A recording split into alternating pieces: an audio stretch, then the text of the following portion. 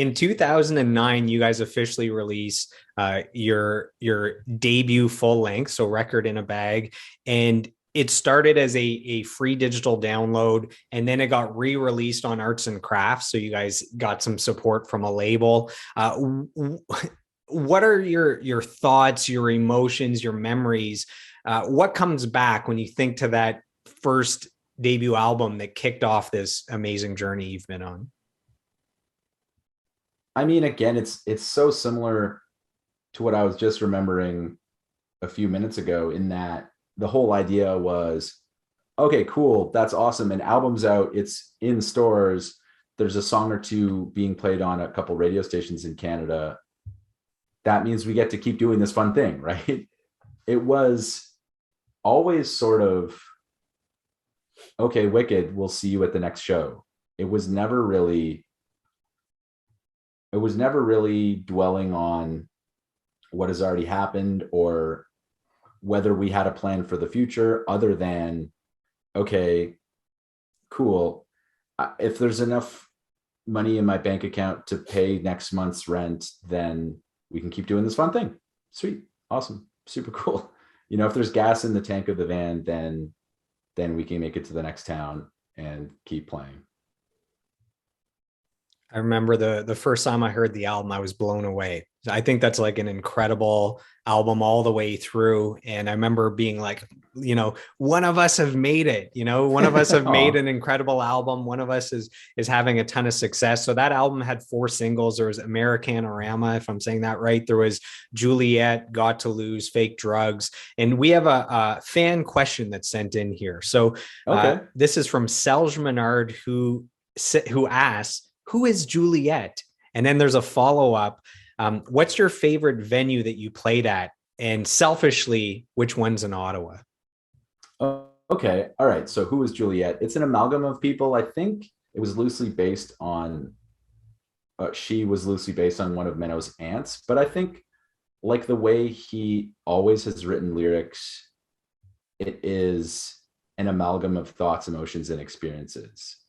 So that seems like a bit of a cop-out answer, but it's actually the truth. The next, man, okay, I'm wearing a hoodie of 7th Street Entry in Minneapolis. That's one of my favorite venues. It's connected to this is a small room that Hollerado would play when we were in Minneapolis that would fit like 100-ish people. It's connected to First Ave, I guess it's called. And that venue, I think, is where Prince filmed Purple Rain. Oh, wow. And if I'm not mistaken, but also a really cool thing about that venue is that during the period of the pandemic where it was the initial vaccine rollout, they made that venue a vax clinic in Minneapolis. So the owners and management saying, okay, what the heck are we going to do? We still can't do shows. That venue was a vax clinic. So to me, that's really cool. That's one of my favorite venues. I mean, in Ottawa, Capitol Music Hall was cool. It closed. I mean, the Bronson Center still going strong. I was there twice in the last month or so. Yeah, it was always fun to play. I mean, in Ottawa, I used to love Barrymore's, but I hear that that's shut down too now. Yeah, is Babylon closed now? It is, right? I think. Yeah, I had Chelsea Miller on. Yeah. Sorry, I think you sent in a quote for that Chelsea Miller episode, I believe. And okay. and Chelsea, she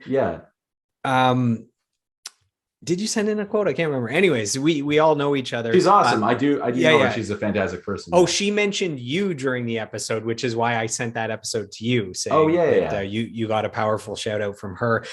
During the episode, she brought me up to speed on all the venues that had closed down. So I had heard that Barrymore's closed down, and Babylon, and Capitol Music Hall, and the Live Lounge, and anyways, so it's kind of sad, but that's sort of it, right? That's kind of a theme that I keep coming back to here. Is it is sad when something like that happens, and when a music venue closes down, it is political. There's a political element, okay? That has to do with the goings on of a city and the sort of not only the financial economy, but just sort of like the economy of taste and culture, right? Okay, so there's that element. But at the same time, it kind of goes back to what I was talking about in terms of if you're starting to get a little bit older, you have a certain way of how things are done. And that might or might not have anything to do with the emotions and thoughts of somebody who's 10, 15, 20 years younger than you. I think it is really sad when venues close, but I am optimistic that there always is going to be a place for rock and roll, punk rock, live music to kind of exist. And maybe that's too optimistic. I don't know.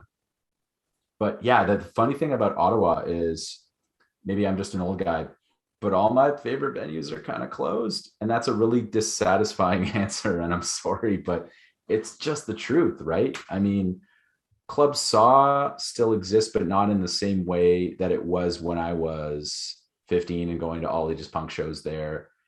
Barrymore's is closed. Babylon is closed. Like, there was a period in my life when I was a teenager and I would just go anything, remember Punk Ottawa, the website?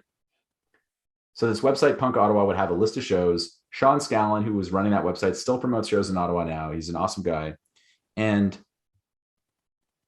I would just go. If there was something that was all ages at Babylon, I would just go to it. If it was within my price range of like $5 or $10 or $20, I would just go. I'd buy a ticket at, Record Runner. Is that the name of the record store? Anyways, I would buy a ticket at a record store, or I would buy a ticket at the door, and it would be punk bands from Montreal or from Toronto or from here. And that was an awesome period of my life, but I don't know. I don't think you can sit around longing for the loss of what is ultimately just a box where people are selling beer and merch. You know what I mean? And again, maybe that is too optimistic. Maybe I should be more vigilant about how venues matter, because they really do.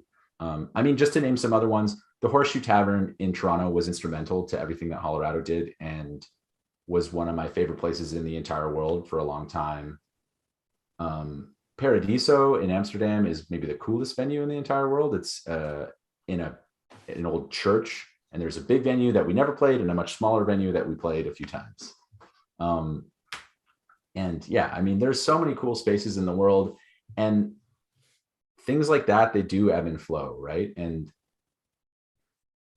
you can have an emotional connection to a space, but it's really, you're having an emotional connection to a space and a time. You're having a connection to a period of your life, which maybe you're in right now, or maybe is behind you. And again, maybe this is me being overly optimistic, but I think you kind of just need to go, yeah, that was a really good time. And because ultimately, what else can you do? If you want to, especially with the amount of bars, restaurants, and music venues that closed during and directly related to COVID-19, what are you supposed to do? Like, yeah, you can get in your trucks and go to Parliament Hill and honk your horns and piss everybody off and be a jerk. But what did that achieve?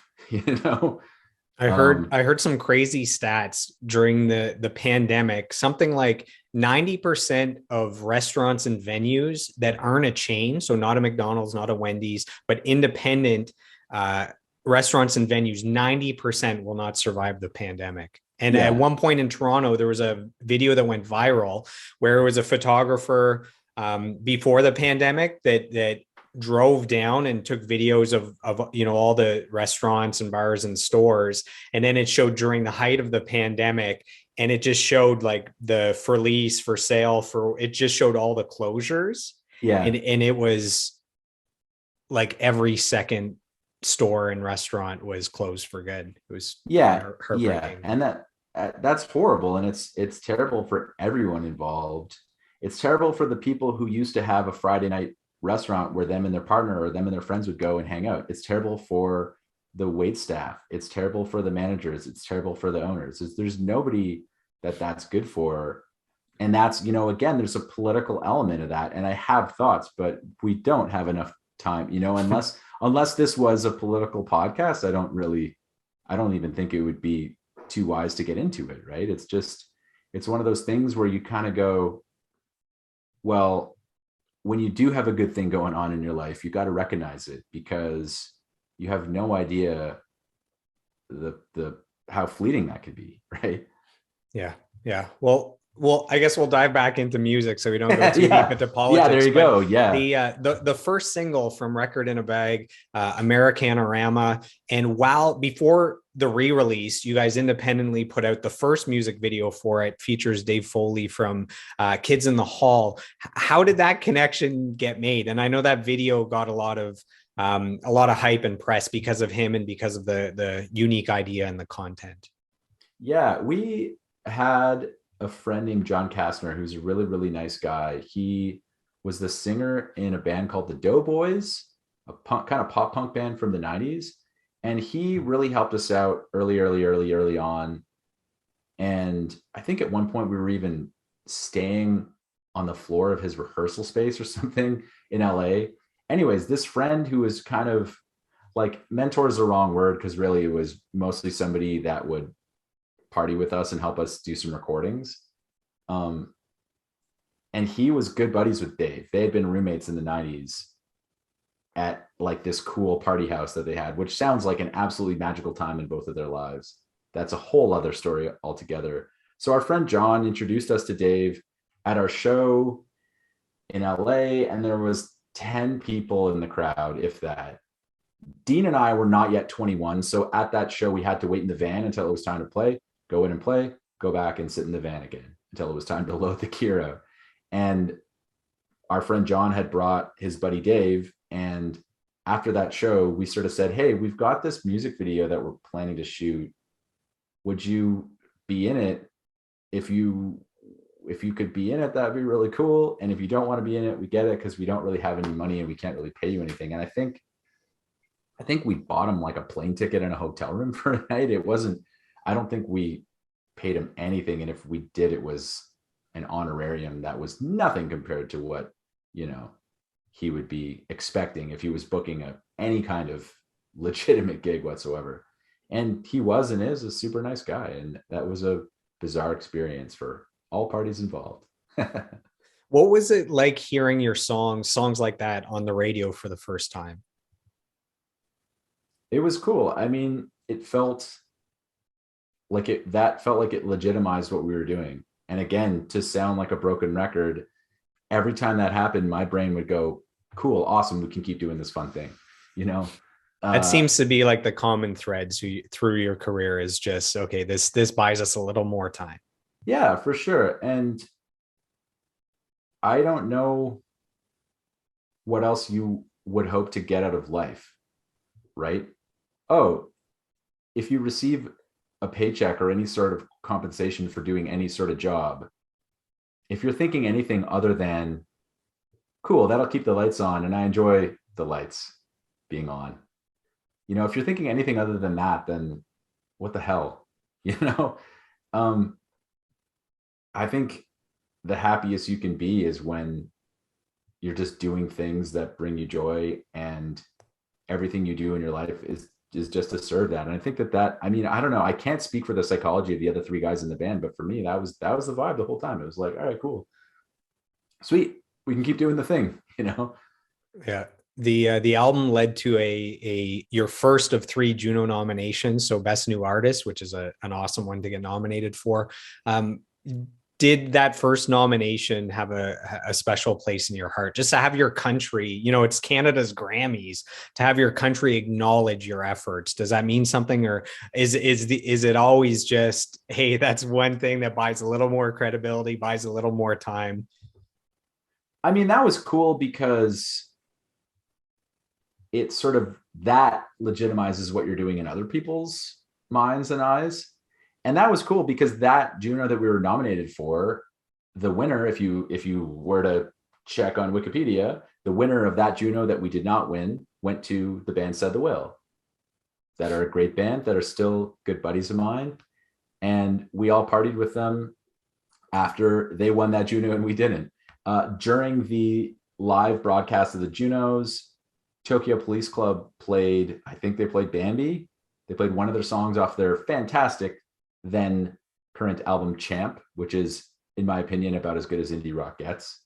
And we ended up becoming really good friends with those guys. Menno's Anyway Gang Band features Dave Monks as one of the four co-lead singers, right? So it's like, obviously,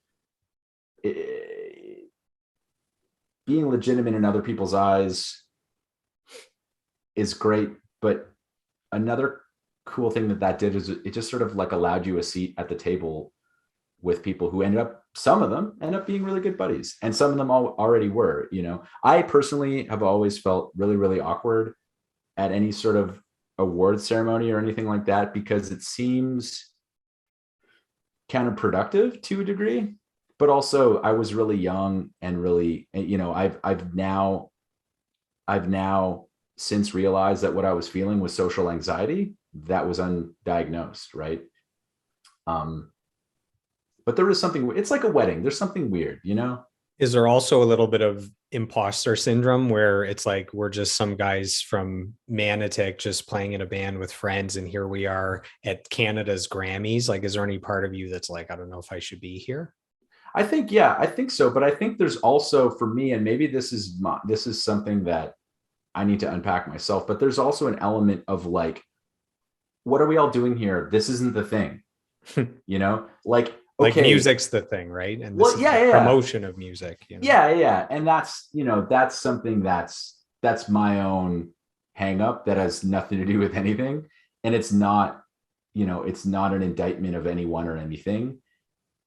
Just in the few times that we were in situations like that, it's the same sort of idea as like two people can have a really elaborate fancy wedding, and that doesn't mean that they have a nice relationship, right? You can be like, you can win an award, and that doesn't actually mean that the thing that you've made is good. It just means that the select group of people, frankly, who made that decision chose that thing. And like, I'll watch the Oscars or the Grammys or the Junos from time to time, and it's, when you look at that sort of stuff as a good bit of fun, then it is a good bit of fun. But it always, to me, just kind of felt like, this is the thing that's about the thing. This isn't the thing itself, I guess. Yeah. What a lot of people don't know is that the award shows are a creation of the record labels and of the film studios. So the Grammys and the Junos and the Emmys and the Oscars and the Golden Globes, it's the origin story of these award shows is the record labels or film studios would look at the year, and it's like, okay, the Christmas quarter is the best selling because everyone's purchasing gifts, a lot of times music and movies, for other people. So they looked at the year and they saw that the first quarter of the year has the slowest sales for everything. And they said, how could we boost this? And they started award shows in the first quarter of every year, because any of the nominees, and especially the winners, the album sales and movie ticket sales would go up 1,000%, and it allowed them to make the full year a steady boost instead of a low quarter. So it's actually like not a nefarious, but it's a marketing machine. And there is credibility, and it's great to be recognized, but that's actually how it came to be. Is it's just another promotion tool.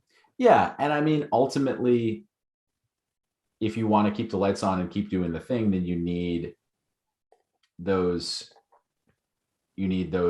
things about the thing to promote the thing. And that's all well and good. But to me, it for whatever reason, it never really felt natural. And that's largely because it is an unnatural thing. So that being said, all the people, all the crew that throw those events, and all the sound technicians and camera operators and the people that host all those ceremonies, and everyone involved, the stage managers and what have you, they're all great people who work in the live entertainment industry. It's not an indictment of anyone. It just was, for me, something that I always felt kind of weird about.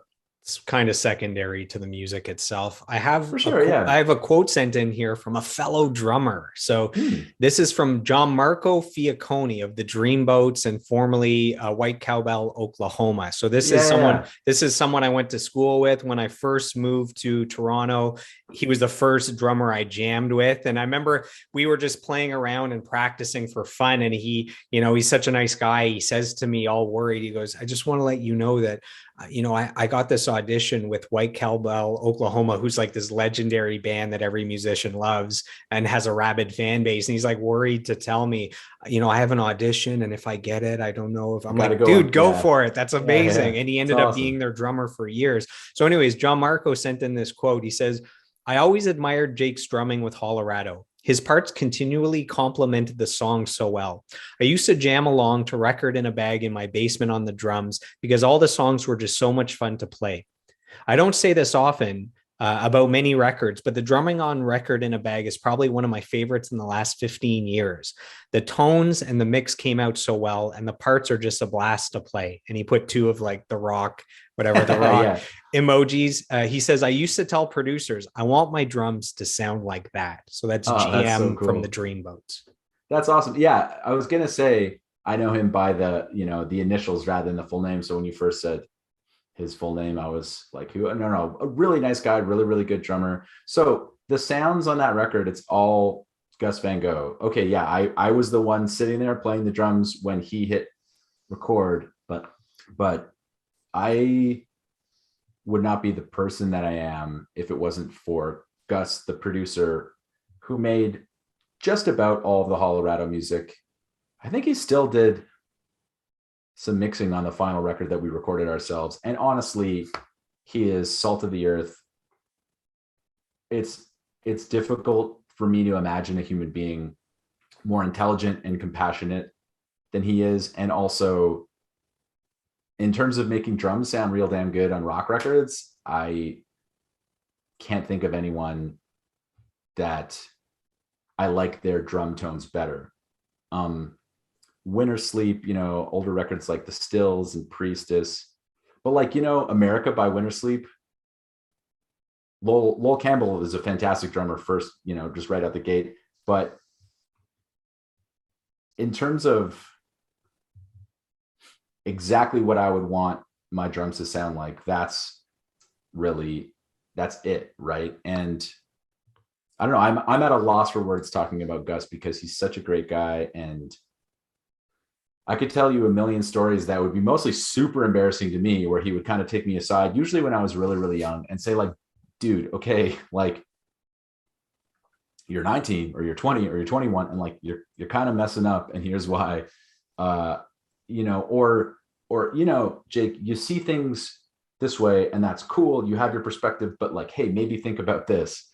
And both in and out of a musical context, and both in and out of context that has anything to do with drumming. Yeah, the producer that made those records is one of the best human beings I've ever met. And really, if I had anything to do with how good that record or any of the Hollerado records sound, then it was because of his influence and not because of my own innate talent or whatever.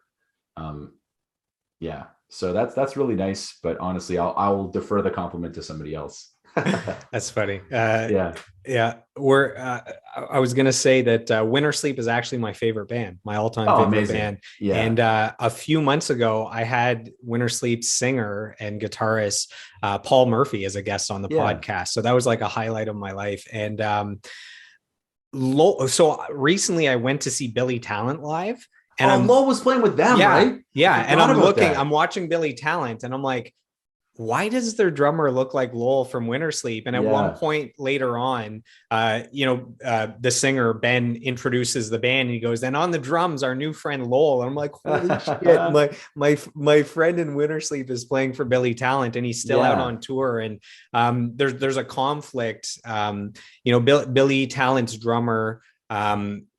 has MS, which Yeah, makes it Aaron, hard for right? him to perform. So then Yeah, their friends in Alexis on Fire, I believe it's Jordan on drums, Jordan. comes in Yeah, and plays for Billy Talent. yeah, But because of the pandemic, it's like no musicians made money for 2 years. So now both yeah. Alexis on Fire and Billy Talent are back touring.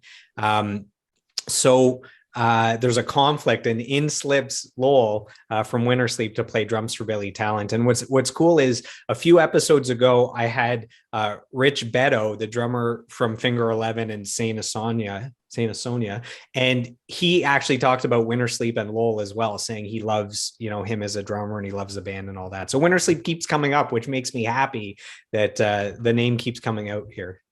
There was one of my favorite stories or memories, I guess I should say, about Lowell is I think it was Hope Beach Volleyball, but it was one of the music festivals that takes place in Ottawa at Mooney's Bay. That's what that beach is called, right? Yeah. Yeah, And I think that's Hope. Yeah. yeah, so there was a handful of bands on the lineup, and I can't remember everybody, but I know Fast Romantics, Hollerado, and Wintersleep were three bands, and I think it was like in that order, one after the other. And there's other bands that played that I'm forgetting, whatever.